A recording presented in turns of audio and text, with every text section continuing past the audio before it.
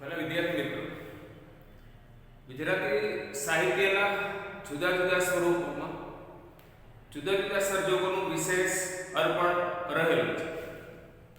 તેમાંનો એક પ્રકાર એટલે નિબંધ. આગળ આપણે એક હાસ્ય નિબંધ જોયું, પરંતુ આજના દિવસમાં આપણે પ્રવાસ નિબંધ જોવાનું છે. ઘણી વખત તમે કરેલા પ્રવાસોના વર્ણનો લખેલા છે. ક્યારેક આપણે અહેવાલ રૂપે પણ પ્રવાસનું વર્ણન લખીએ છીએ. ગુજરાતી સાહિત્યમાં સૌથી શ્રેષ્ઠ પ્રવાસ નિબંધો કાકા સાહેબ કાલેલકરે લખેલા છે. બીજા અન્ય લેખકોના પણ નિબંધો આપણને વાંચવા ગમે. આજના દિવસમાં એક લેખિકા વિનોદિની નીલકંઠ પોતે અમરનાથની યાત્રા કરવા માટેનો જે કંઈ પોતે એક દિવસનો પ્રવાસ ચંદનવાડી સુધી કરેલો તેનું વર્ણન છે એ પોતે કરેલું છે. એટલે એક નિબંધ જે પ્રવાસ નિબંધ છે કયા પ્રકારનો હોવો જોઈએ, એની અંદર સ્વની પોતાની જ વાત આવે, પોતે કરેલો પ્રવાસ, એ પ્રવાસની શરૂઆત કેવી રીતે થઈ, પ્રવાસની અંદર કયા કયા રમણીય દ્રશ્યો હતા, કુદરતી સૌંદર્ય, પડેલી મુશ્કેલી હોય તો એના વર્ણન પણ એની અંદર કરવામાં આવે. આ બધા જે કંઈ પ્રવાસ નિબંધો છે તે વાંચ્યા પછી આપણી જે સર્જનાત્મકતા છે, મતલબ કે આપણે જો પ્રવાસ કર્યો હોય અથવા તો આપણે જે ભૂતકાળની અંદર પ્રવાસ કરેલા છે એના વર્ણનો આપણે કેવી રીતે કરી શકીએ. આ વર્ણનોને રસપ્રદ ની સાથે માહિતીસભર પણ તમારે બનાવવા પડશે. એની અંદર માહિતી પણ તમારે આપવી પડે. પ્રવાસ નિબંધો હંમેશા સચોટ, કલ્પનાને તમે એકદમ છૂટો દોર ના આપી શકો. આજુબાજુની પ્રકૃતિ છે, ડુંગર હોય તો એના વર્ણનો, નદીઓના વર્ણનો, આ બધા વર્ણનો તમે કરી શકો એની ના, પણ એના જે કંઈ રસ્તા આવવા જવામાં પડેલી મુશ્કેલી, આના જે કંઈ વર્ણનો છે તમારે સચોટ આપવા પડે. લેખિકા અને એના બંને પુત્રો સાથે મળી અને એક દિવસની જે મુસાફરી કરે, એક દિવસનો જે પ્રવાસ કરે એનું વર્ણન છે આપણે જોવાનું છે. એટલે અક્ષરશઃ આપણે વર્ણન જોઈએ તો લેખિકા એવું કહે કે અમરનાથની જે કંઈ યાત્રા છે એના મનસુબા ઘણા બધા માણસો છે મનની અંદર ઘડતા હોય. ઘણા બધા લોકોને એવી ઈચ્છા હોય કે પોતે એકાદ વખત અમરનાથની યાત્રા કરે. કયા સમયની અંદર અમરનાથની યાત્રા કરીએ તો એની અંદર મુશ્કેલી ઓછી પડે એનું પણ વર્ણન છે. ક્યારેક એવું બને કે તમે છેવટ સુધી ન જઈ શકો. બહુ સરસ આની અંદર વાત કરેલી છે કે ન મામા કરતા કહેણા મામા સારા. એટલે છેલ્લે સુધી મુસાફરી ન કરી શકો તો વાંધો નહીં, પણ ટૂંકી તો ટૂંકી એક દિવસ પૂરતી પણ મુસાફરી કરી અને એનો આનંદ છે તમે લઈ શકો. અને જ્યારે તમે મુસાફરી કરો ત્યારે જે ઝીણવટભરી બાબતો છે એની અંદર સૌંદર્ય જે કંઈ પણ તમને જોવા મળે અને એને જ્યારે તમારી કલમ વડે તમે એને કાગળ ઉપર ઉતારો ત્યારે તમારા જે વ્યક્તિગત અભિપ્રાયો છે એ પણ એની અંદર જોડે. તમારી ભાષા સજ્જતા કેટલી છે એનો પણ એની અંદર એક ચિતાર છે જોવા મળે. એટલે આજના દિવસમાં એક પ્રવાસ નિબંધ તમે કરેલા એકાદ પ્રવાસનું આવું વર્ણન સરસ મજાનું કરી શકો એની પણ ના. કાશ્મીરમાં પહેલગામથી અમરનાથની યાત્રાએ જતા સૌથી પહેલો ઉતારો હતો, સૌથી પહેલો પડાવ હતો, તો એ પહેલો પડાવ છે એ ચંદનવાડી આગળ કરવો પડે. તમે કાશ્મીરના પહેલગામથી અમરનાથની યાત્રા કરવા માટે નીકળો એટલે પહેલો પડાવ છે એ કઈ જગ્યાએ આવે તો કે ચંદનવાડી છે ત્યાં આવે. અમરનાથ જવા માટે આમ જોઈએ તો અષાઢ કે શ્રાવણ મહિનો જે કહે છે એ વધારે અનુકૂળ પડે. અમરનાથની યાત્રા કરવા માટે અષાઢ અને શ્રાવણ મહિનો છે એ સૌથી વધારે અનુકૂળ છે, કારણ કે ત્યાં સુધીમાં બરફના ડુંગરા જે છે એ તમે ઓળંગી શકતા નથી. અષાઢ અને શ્રાવણ મહિનો આવે ત્યારે તમે અમરનાથની યાત્રા કરવા જાઓ તો તમે જે બરફના ડુંગરાઓ છે એને ઓળંગી શકો. ત્યાં સુધી તમે એને ઓળંગી શકતા નથી. પણ લેખિકા છે એ તો એવું કહે કે વૈશાખ મહિનો જતો ઉતરતા જેઠ સુધી તે લોકો ત્યાં રોકાવાના નથી. એટલે અત્યારે અમરનાથ સુધી સુધી ન જવાય તો કશો વાંધો નહીં, પણ પેલો પડાવ જે ચંદનવાડી છે ત્યાં સુધી તો જઈ આવ્યું. એટલે અમે તો વૈશાખ મહિનામાં પહેલગામ હતા, અષાઢ કે શ્રાવણ તો શું, પણ અમે તો ઉતરતા જેઠ મહિના સુધી પણ ત્યાં રોકાઈ શકે એમ નહોતું. તેથી અમરનાથને બદલે ચંદનવાડી સુધી જઈ અને સંતોષ માન્યા વગર છૂટકો જ ન હતો. અને નહીં મામા કરતા કૈણા મામા શું ખોટા, એ ન્યાય અમે લોકો અમરનાથને બદલે ચંદનવાડી સુધીનો પ્રવાસ છે તે મુનાસિબ સમજો કે ત્યાં સુધી તો ત્યાં સુધી આપણે જઈ આવ્યા. કાશ્મીર ગયેલા ગુજરાતી લોકો વેરીનમાર્ગ, સોનરમર્ગ કે ટુલિયન તળાવ જેવા અત્યંત મનોહર સ્થળો જોવા જવાનું ગુજરાતી લોકો છે આ મનોહર સ્થળો જોવા જવાની આળસ કરે. પણ દરેક ગુજરાતી ચંદનવાડીએ તો અચૂક જાય. તેનું કારણ શું હોય? તેનું કારણ લેખિકા એવું આપે કે તેનું કારણ શું હોઈ શકે તેનો વિચાર કરતા મને લાગે છે કે તે સ્થળનું નામ ચંદનવાડી એવું નામ ગુજરાતીઓને ઘણું ગરવડભર્યું લાગતું હશે. પોતાનું નામ હોય, પોતાના કોઈ શહેરનું અથવા તો પોતાના કોઈ સ્થળનું નામ હોય એવું પોતાનું ગરવડભર્યું નામ લાગે. એટલે ગુજરાતી લોકો કાશ્મીરનો પ્રવાસ કરવા જાય તો એ ચંદનવાડી તો અચૂક જાય, કારણ કે નામ તે લોકોને ગરવડભર્યું લાગે. ગુલમર્ગ કે ખિલમર્ગ, ચશ્મેશાહી કે તખ્તે સુલેમાન અથવા અગર અજબલ કે ગદિરબલ જેવા નામ પારકા પરાયા, પણ ગુજરાતી લોકો બાળક હોય, સ્ત્રી હોય, વૃદ્ધ હોય, જુવાન હોય કે પુરુષોના ટોળે ટોળા તમને ચંદનવાડી જવા માટે પહેલગામથી ઘોડા પર ઠેકડો મારી ફલંગ મારીને સવાર બને એ વાત તો સાચી જ છે. આ બધી જગ્યાએ ગુજરાતી લોકો આબાલ, વૃદ્ધ, સ્ત્રી, પુરુષો બધા ઘોડા પર કૂદકો મારી બેસી અને ચંદનવાડીએ જતા તો તમને ઘણા બધા ગુજરાતી લોકો જોવા મળે. લેખિકાની એક દીકરી છે રંજના, બહુ નાની, અને પર્વત ઉપરના ચઢાણ હોય, ઘોડા પર બેસીને જવાનું હોય અને રસ્તામાં બરફ જ હોય ચારે બાજુ. એમાં જો વરસાદ પડે તો રસ્તા એકદમ ચીકણા થઈ જાય, એટલે રંજનાને સાથે લઈ જવી મુશ્કેલ. બનશે એવું કે લેખિકાના પતિ એવું કહે કે લેખિકા અને એના બંને પુત્ર છે એ જઈ આવે, બાપ દીકરી છે એ બંને રોકાશે, તે ચંદનવાડી નહીં. મારી રંજના બહુ નાની હોવાથી અને રસ્તે હજી ઘણો બરફ ખડકાયેલો અને કેટલેક સ્થળે માર્ગ જરા મુશ્કેલ વિકટ હોવાનું સાંભળ્યાથી એને ચંદનવાડી લઈ જવી નહોતી. તેથી અમારા બંનેમાંથી, પતિ પત્ની બંનેમાંથી એકે તો તેની પાસે રહેવું જ પડે.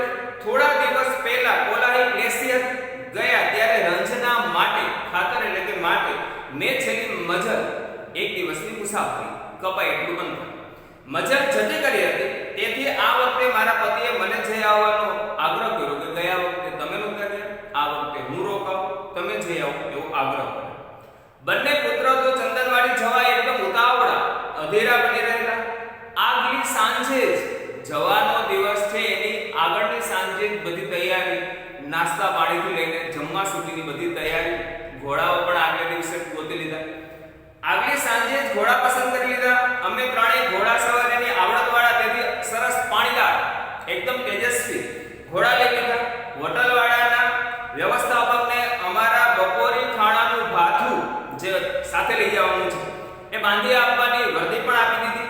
પણ આવે પ્રસંગે ભૂખ વધારે લાગે અને હોટલવાળા હંમેશા ભાથું છે જે એમાં ઓછું બાંધે, ઓછું ખાવાનું બાંધી આપે એવો અનુભવ હોવાથી અમે સમી સાંજે પહેલગામના એકાદ કંદોઈ, એકાદ હલવાઈને થોડું ઘણું ખર્ચવ્યું, મતલબ કે એના પાસેથી પણ અમુક વસ્તુ લઈ લીધી કે હોટલવાળા ઓછું બાંધશે તો રસ્તામાં ભૂખ વધારે લાગે તો, એટલે હલવાઈ પાસેથી, ફરસાણનો વેપારી છે એના પાસેથી પણ થોડી વસ્તુ સાથે લીધી. બીજે દિવસે વળતે દિવસે વહેલી સવારે હળવો નાસ્તો કરી કેમેરા, થર્મોસ અને નાસ્તાના સાધનો ઘોડાવાળાને સોંપી અમે ત્રણેય, બંને દીકરા અને લેખિકા ત્રણેય ઘોડા પર સવાર થઈ અને ચંદનવાડીની જે કંઈ પ્રવાસ છે, જે કંઈ અમરનાથની યાત્રાનો પેલો પડાવ છે ત્યાં જવા માટે ચાલી નીકળ્યા. પહેલગામથી શરૂઆતથી શેષ નદી કાંઠે થઈ અને રસ્તો છે ચાલ્યો છે. કાશ્મીરનો વૈશાખ મહિનો એટલે આમ જોઈએ તો કાશ્મીરનો વૈશાખ એટલે ત્યાં બેસી ચૂકેલી વસંત ઋતુ, વસંત નદી કાંઠે એવી આનંદમય અભિરામ વનરાય સેવ એટલે કે સફરજનના ઝાડ ઉપર પણ દૂધ જેવા ધોળા ફૂલના ગુચ્છા છે ખીલી ઉઠેલા. ઝપાટાબંધ વહેતા શેષ નદીના નીર અને કાંઠે વાતાવરણથી હરખાઈ ઉઠેલા સફરજનના વૃક્ષ, એક અંગ્રેજી કાવ્ય પંક્તિ આ જોઈ અને લેખિકાના મનમાં કૂદી કૂદીને જાણે કે રટણ કરવા માંડી હોય. એ અંગ્રેજી કાવ્ય પંક્તિ એવી છે. લેખિકા એવું કહે કે એક બાજુ શેષ નદીના કિનારા ઉપર જે સેવ સફરજનના વૃક્ષ, એના ઉપર ધોળા ફૂલના ગુચ્છા, એટલે આ જોઈ અને લેખિકા ના મનમાં એક અંગ્રેજી કાવ્ય પંક્તિ આવે કે I think A beauty is Joy forever. સુંદરતા છે એ હંમેશા તમને આનંદ જ આપે. કોઈ પણ સૌંદર્ય છે જોયા પછી મનની અંદર હંમેશા આનંદનો જ ભાવ જાગે. અને આ જે કંઈક પહાડી સૌંદર્ય, આ નદીનું સૌંદર્ય જોયા પછી એના મનની અંદર પણ આનંદનો જ ભાવ જાગે.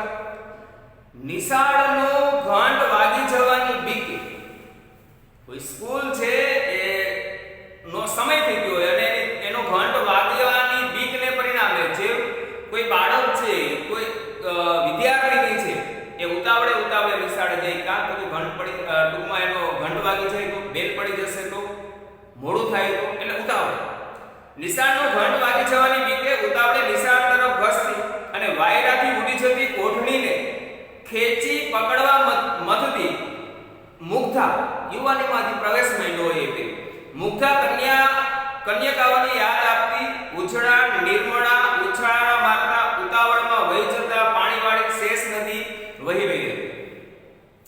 શેષ નદીના ઉપમા આપેલી કે જેવી રીતના કોઈ નિશાળનો ઘંટ વાગી જવાની બીક ઉતાવળે જતી, માથાની ઓઢણી છે એ પકડતી કોઈ કન્યા છે એ ઝડપથી જાતી હોય, તેવી જ રીતના શેષ નદી છે એ ઉછાળા મારતી અહીંયા વહી રહી છે.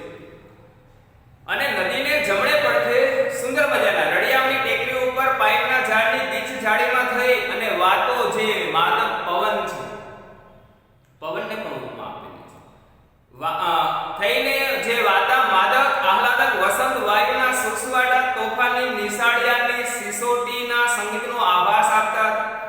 નિશાળ તરફ દોડતી કન્યકાઓને સિસોટી વગાડી ટીખડી છોકરાઓ જાણે ખીજવી રહ્યા હતા. મસ્કરીખોર છોકરાઓ છે જાણે કે ખીજવી રહ્યા હોય સિસોટી વગાડી, એવા પવનના સુસવાટા છે વાગતા. એટલે લેખિકાએ બંનેનું અનુસંધાન સાહેબ નદીનું છે ખડખડ પાણી, ઘસમસતું જે પાણી છે એને નિશાળે જતી કોઈ કન્યકા મુગ્ધા સાથે સરખાવ્યું અને જે પવનના સુસવાટા છે એ ટીકડીખોર છોકરાઓ જેમ એમને સિસોટી વગાડી અને ખીજવી રહ્યા હોય, આમ પવનને ટીકડીખોર છોકરાની સાથે સરખાવવામાં આવ્યા. 3 ઘોડા લઈને નીકળ્યા, બંને એના દીકરા સાથે છે અને લેખિકા પોતે. તો ત્રણેય ઘોડાના નામ શું? તો કે બુલબુલ, રાજા અને નિશાળ. એવા અમારા ઘોડાના નામ હતા. એ પહાડી ઘોડા સી કાળજીથી કેવા જતનપૂર્વક અમને ચંદનવાડી તરફ એકદમ, કારણ કે દરરોજના ટેવાયેલા છે, દરરોજ આ ઘોડા છે ચંદનવાડી અને પહેલગામની વચ્ચે મુસાફરી કરે છે, એટલે કાળજીપૂર્વક ચીવડથી અને જતનપૂર્વક અમને ચંદનવાડી તરફ લઈ જતા. લપસણી આવે તે સંભાળ ભર્યા પગલા માંડી અમને ઈજા ન આવે તેમ દોડીએ જતા. પહોળો માર્ગ આવે તો મા દીકરો ત્રણેય એક સાથે, વચ્ચે પહોળો માર્ગ આવતા ત્રણેય ઘોડા એક જ હરોળમાં ચાલી શકતા અને વળી સાંકડી કેડી આવે ત્યારે અમે ત્રણેય એક પાછળ એક એમ ચાલી અને માર્ગ છે રસ્તો છે કાપતા. ત્યાં અમારા જેવી જે માતા તથા 2 પુત્રોની ત્રિપુટીઓનો ભેટો થઈ ગયો તે હતા શ્રીમતી કૃષ્ણ હઠીસિંહ તથા તેમના 2 પુત્રો. તે લોકો પણ ચંદનવાડી જઈ રહ્યા હતા. સોહામણા કાશ્મીરનો સૂર્યોદયનો તો અભિરામ સમય હતો, આનંદમય સૂર્યોદયનો એકદમ આનંદમય જે સમય હતો. હવા તાજગીથી ભરપૂર હતી અને આખી કુદરત વસંતાવરણથી ઘેરી બની અને આનંદમગ્ન હતી. અમે 3 પણ તે જ વાતાવરણમાં મસ્ત બની હસતા, ગીત ગાતા, વાતો કરતા, સંસ્કૃત કવિઓના વસંત ઋતુના, હિમાલયના અને નદીઓના વર્ણનાત્મક શ્લોકોનો ઉચ્ચાર કરતા ચંદનવાડી તરફ ઘોડા દોડાવી રહ્યા. સવારનો સમય છે, સૂર્યોદય થયો, આનંદમય સમય. ઘોડા પર બેસીને જાય, આહલાદક વાતાવરણ છે. પછી તે સમયે હિમાલયના હોય, નદીઓના હોય એવા સંસ્કૃત કવિઓના શ્લોકો છે એ ગાતા ગાતા મા દીકરો ત્રણેય છે એ ચંદનવાડી તરફ આગળ જાય. શ્લોકોનો ઉચ્ચાર કરતા ચંદનવાડી તરફ ઘોડા દોડાવી રહ્યા હતા. માર્ગમાં દરેક ક્ષણે કુદરત પોતાનું જાણે કે સ્વરૂપ બદલતી હતી અને તેમાંથી કયું શ્રેષ્ઠ? રસ્તાની અંદર જાણે કે કુદરતી સૌંદર્યના જુદા જુદા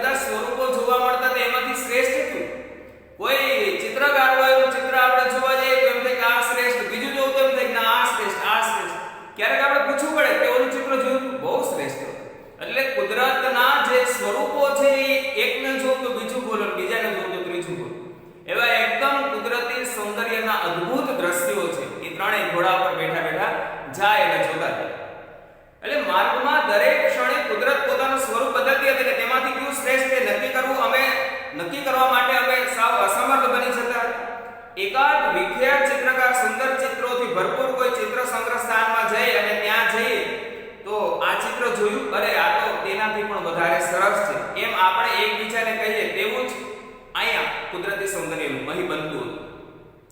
રસ્તે ચાલતા ઝાડ, ફૂલ અને વન પંખીઓના નામ જાણવાની તક મળી ન હતી, પણ ખરું પૂછો તો તે નામ જાણવાની અમારી પ્રવૃત્તિમાં ઉણપ પણ આવી ન હતી. ખડખડાટ વહી જતા અને શેષ નદીમાં પોતાનું પાણી ઠાલવતા વહેડા, નાના નાના જે પાણીના વહેણ હોય તેવા, તેમજ હૈયાનો ઉલ્લાસ સંગીત દ્વારા વ્યક્ત કરતા નાના સા ઝરણા અમારા માર્ગમાં આડે વારંવાર આવતા હતા. પાણી પીવાને બહાને અમારા પહાડી ઘોડા પણ પડવા ઠમકીને એટલે નાચીને આ હિમસુકાઓનું એટલે પર્વતની નદીઓનું સૌંદર્યનું પાન કરી લેતા હતા. પાણી પીવાનું બહાનું કરી અને આ જે પર્વતની નદીઓ છે એના સૌંદર્યનું એ લોકો પાન કરતા હતા અને ઘોડાઓ પણ થોડીવાર નાચી અને ખાતા. આગળ જતા અમારો માર્ગ એકદમ ઊંચાણમાં આવી ગયો અને શેષ નદી દૂર નીચે રહી ગઈ. બરફ ઉપર થઈને વારંવાર પસાર થવાનું હતું. બરફ અથવા તો સુશોભિત વનરાજીથી વિરાજમાન ઊંચા નીચા શિખર ચારેય બાજુ નજરે પડતા હતા. ત્યાં અરે એકાએક આખું દ્રશ્ય બદલાઈ ગયું. ત્યાં જોયું તો અરે એકાએક આ કેવું દ્રશ્ય નજરે ચડ્યું. તાજુબ નવાય, તાજુબ બનીને જાણે સંકેત કરીને મૂક્યો હોય તેમ અમે ત્રણે એકી સામટા ઘોડા થંભાવીને ઊભા રહી ગયા. ઊંચા પહાડ પર ઉપરની વાકી ચૂકી અને સાંકડી પથ્થરની ઉપરથી અમારો માર્ગ ચાલ્યો જતો હતો. નીચે ઊંડાણમાં ખડકો ઉપરથી કૂદકા મારતી, કોઈ વાર વધુ ઊંચેથી ભૂસકા મારતી, ઉતાવળે દોડતી, નાચતી, ગાતી અને હસતી, ઉન્માદી તરંગવતી શેષ નદી જાણે કે મુગ્ધત્વ અને યૌવનની અધવચ્ચે ઉભેલી વનશ્રી મધુશ્રી જેવી ભાસતી હતી. ત્યાં આ તેવું તેનું અજબનું રૂપાંતર હતું. અમારે જમણે હાથે માઇલો સુધી વિસ્તૃત એવું તદ્દન સપાટ લીલુંછમ મેદાન હતું અને તેનું નામ હતું હરદર. હરદરના મેદાનમાંથી ડાઈ ઠાવકી સાણી અને ઠરેલ શેષ નદી પહોળે પાટે શાંતિથી વહી જતી હતી.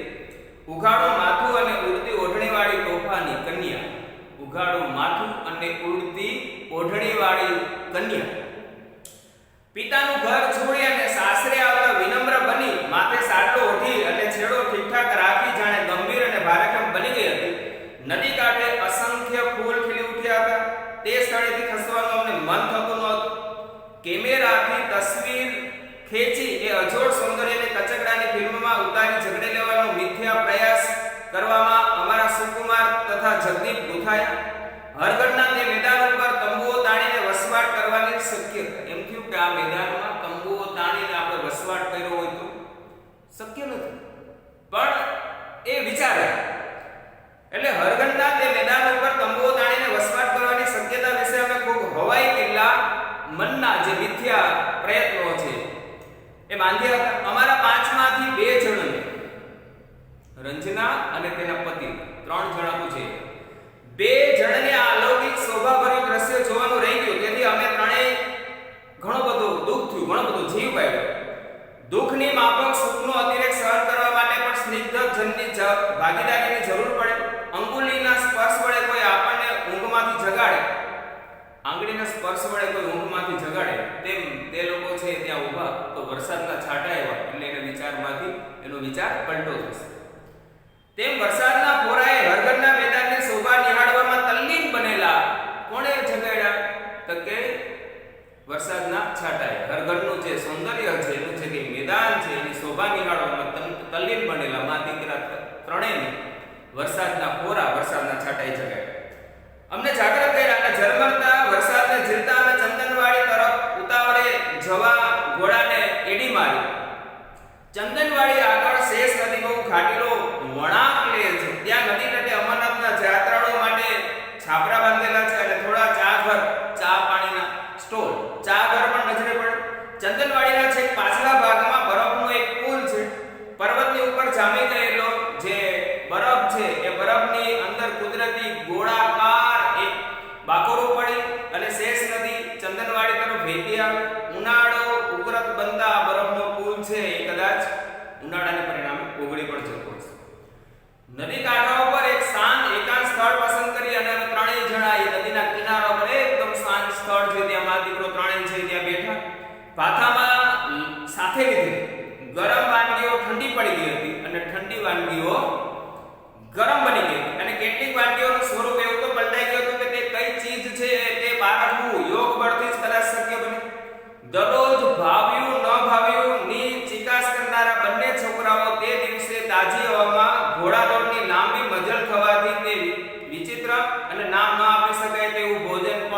ઘરની અંદર બાળકો એવું કે આ નથી ભાવતું, પણ ત્યાં લાંબી મુસાફરીને પરિણામે ભૂખ લાગી હતી એટલે છોકરાઓ ભાવતું નથી ભાવતું કર્યા વગર જે હતું એ આરોગી ગયા. વળી પાછો વરસાદ થયો. કોણ જાણે ક્યાંથી કાળા ભમર જેવા વાદળા દળબડ દોડતા આવી આકાશના ગુંબજમાં પથરાઈ ગયા અને વરસાદ તૂટી પડ્યો. ઝપાટાબંધ પાછા ન જઈએ તો સાંકડા જે નાના પાણીના વહેડાઓ છે એ પહોળા બને અને વેગથી વહેતા બની જાય તો તે ઓળંગવા મુશ્કેલ બની અઘરા બની જાય. વળી પહાડના ઉભળક ઘોડામાંથી કોરી કાઢેલી પગદંડીઓ પગથી ચાલવાનો રસ્તો સાંકડી અને લપસણી બની જાય તો ઘોડાના પગ સરી જવાનો લપસી જવાનો પણ સંભવ તો ખરો. એટલે પહેલગામ પાછા પહોંચી જવાની મનની અંદર એક ઉતાવળ એક અધીરાઈ ગઈ. ઘર મળી જવાનું હોવાથી બુલબુલ રાજા અને નિશાળ ત્રણેય ઘોડા ઝડપભેર ઘર તરફ દોડવા રાજી હતા. વરસાદમાં પલળવાની અમને તો મજા આવી હતી, માત્ર અમારા કેમેરામાં પાણી ન બેસે એની એક ચિંતા હતી કે કેમેરાની અંદર પાણી પ્રવેશ ન કરવો જોઈએ, બાકી વરસાદમાં પલળવાની મજા આવી. જેને જતી વખતે ઝરણા સ્વરૂપે જોયા, જેને અમે ઝરણાને સ્વરૂપે જોયા હતા તે થોડા કલાકમાં ઘસમસ વહેતી નદીઓના રૂપમાં વરસાદ થયો એટલે જે ઝરણા હતા એ ઘસમસતી નદીના રૂપમાં પલટાઈ ગયા હતા. હરઘરનું પથરાયેલું વિશાળ મેદાન પણ રૂપ પલટો કરીને બેઠું. આ વખતે અમે શેષ નદીના પ્રવાહની સાથે સાથે જતા હતા. વરસાદ જેવો સમાન ધર્મ ભેરું મળવાથી શેષ નદીને વરસાદ જેવો સમાન ધર્મ વાળો બંને પાણી સમાન ધર્મ ભેરું મળી જવાથી શેષ નદી જાણે કે વધુ ઉલ્લાસવંતી બની ગઈ હતી. મારતે ઘોડે અને ધોધમાર વરસતે વરસાદે અમે પલગામ પહોંચ્યા ત્યારે અમારા શરીર ઉપર એક તસુ જગ્યા પણ કોરી રહી ન હતી, આખા પલળી ગયા. નવી જગ્યાઓ જોવામાં કુદરતના સુંદર મજાના રૂપ ભાળવામાં ઉમંગમાં થાક તો નહોતો લાગ્યો, પણ પહેલગામ આવ્યા પછી કપડાં બદલી ગરમા ગરમ કોફી પીને ઓઢી પોઢીને પલંગમાં સૂઈ જવાનું બહુ સુખદ લાગ્યું. જીવનનો પણ એક પ્રકારનો અંત છે. છેલ્લે એક ફિલસૂફી જીવન સાથે તેમણે સાંકળી લીધી. વિદ્યાર્થી મિત્રો, લેખિકાએ જે પ્રવાસ કરેલો પહેલગામથી તે શરૂ કર્યો અને ચંદનવાડી સુધીનો એમનો પ્રવાસ છે. અમરનાથની યાત્રાનો પ્રવાસ અત્યારે શક્ય ન હતો, કારણ કે એના માટે તો તમારે જે ડુંગરા છે એ અષાઢ શ્રાવણમાં તમે ઓળંગી શકો બરફના ડુંગરા. એ સિવાય આ લોકો વૈશાખ મહિનામાં ગયા હતા, જેઠ મહિનો ઉતરતા સુધી પણ ત્યાં રોકાવાના નહોતા. એટલે અમરનાથને બદલે ક્યાં સુધીનો તો કે ચંદનવાડી સુધીનો એક દિવસનો પ્રવાસ કર્યો. દીકરી નાની રંજના એટલે એના પતિ એવું કે તમે લોકો જે આવો તે તેમને સાચવે. પ્રવાસ માટે નીકળે. બુલબુલ રાજા અને નિશાળ તેજસ્વી શક્તિશાળી ઘોડાઓ પસંદ કરે અને મા દીકરો ત્રણેય નીકળે ત્યારે જે શેષ નદી છે એની સાથે સાથે શરૂઆતમાં શેષ નદીનું વર્ણન, આગળ જતા જે શેષ નદીનું વર્ણન છે ઉછાળા કૂદકા મારતી નદીઓના સાથે છે અને આગળનું વર્ણન પાછું જુદા પ્રકારનું છે. આ વર્ણન છે તે વર્ણનો જોયા પછી તમે લોકો તમારી આજુબાજુમાં કોઈ નદી હોય તો એના વર્ણનો સાથે પણ આની સમાનતા સાધી શકો. તમે કોઈ પહાડની અથવા તો એવી યાત્રા કરેલી હોય તો આ જે કંઈ શબ્દ ભંડોળ છે એ તમને પણ કામ આવી શકે એ પ્રકારનો શબ્દ ભંડોળ છે. કેવી રીતે નદીને ઉપમા આવી શકાય, કેવી રીતના પવન વાતો હોય તો પવનના જે સુસવાટા છે એને ટીખડીખોર વિદ્યાર્થી સાથે છોકરાઓ સાથે પણ એમણે એની સમાનતા સાધી. આ પ્રકારે જુદા જુદા વર્ણનો આની અંદરથી આપણે શીખવાના હોય છે. આપણે જ્યારે મળશું ત્યારે આ પ્રકરણ આ પ્રવાસ નિબંધના જે કંઈ પ્રશ્નો છે એની વિશદ ચર્ચા પણ ક્લાસરૂમની અંદર કરશું અથવા તો ગૂગલ મીટમાં પણ કરશું. અસ્તુ. જય હિન્દ, જય ભારત.